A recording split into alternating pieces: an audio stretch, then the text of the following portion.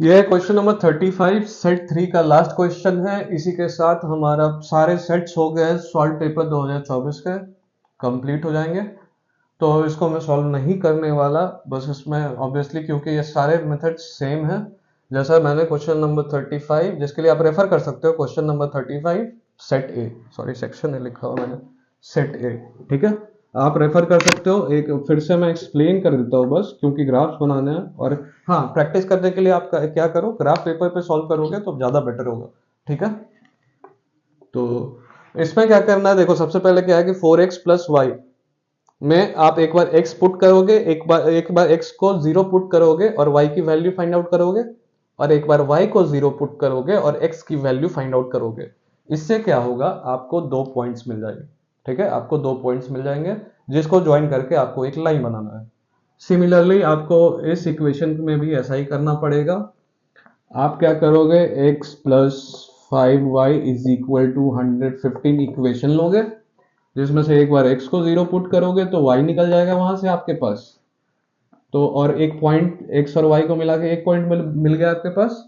फिर एक बार y को 0 पुट करोगे, x निकल जाएगा आपके पास। तो ऐसे ही करके आप 2 पॉइंट्स निकालोगे, 2 पॉइंट्स निकाल के उनको यूज करके एक लाइन बनाओगे। सिमिलरली इसमें भी 2 पॉइंट्स फाइंड आउट करोगे, x को 0 पुट करके एक बार y को 0 पुट करके, और फिर आप लाइन बनाओगे, 3 लाइन बनाओगे। और फिर x और y एक्सिस के साथ उन तीनों लाइन से जो बाउंडेड रीजन आएगा, जो भी फिगर फॉर्म होता है, जैसे भी फिगर फॉर्म होता है, मान लो ऐसा करके कोई फिगर फॉर्म होता है, चाहे जो भी फिगर फॉर्म होता है, तो उसके कॉर्नर पॉइंट्स को आप ग्राफ से फाइंड आउट कर लोगे, उसके जो भी कॉर्नर पॉइंट्स होंगे, ठीक है, उसके जो भी कॉर्नर पॉइंट्स होंगे उसको ग्राफ से आप फाइंड आउट कर लोगे। उसके बाद उन कॉर्नर पॉइंट्स की वैल्यूज जेड में पुट करोगे।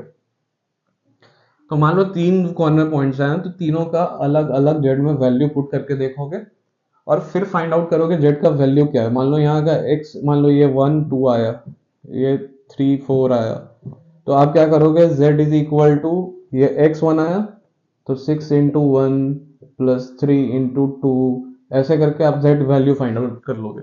तो मान लो 3 कॉर्नर हो, 4 कॉर्नर हो, आप ग्राफ पे चेक कर लो, उन तीनों या चारों पॉइंट्स को आप z में पुट करोगे, वैल्यू फाइंड आउट करोगे।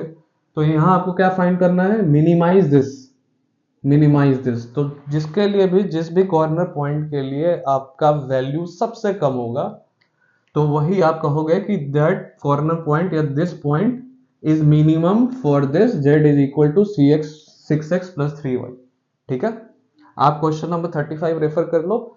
यही डिफरेंस है कि उसमें मैक्सिमम फाइंड आउट करना है, तो z का जो भी मैक्सिमम वैल्यू होगा उस पॉइंट पे मैक्सिमम हो जाएगा, और यहाँ पे मिनिमम फाइंड आउट करना है तो z की वैल्यू मिनिमम जिस चीज के लिए होगी उस पॉइंट पे मिनिमम हो जाएगा, ठीक है।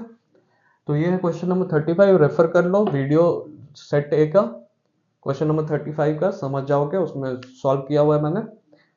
तो इसी के साथ सॉल्व पेपर 2024 समाप्त होता है। Let's move ahead to the next CBSE question paper, ठीक है।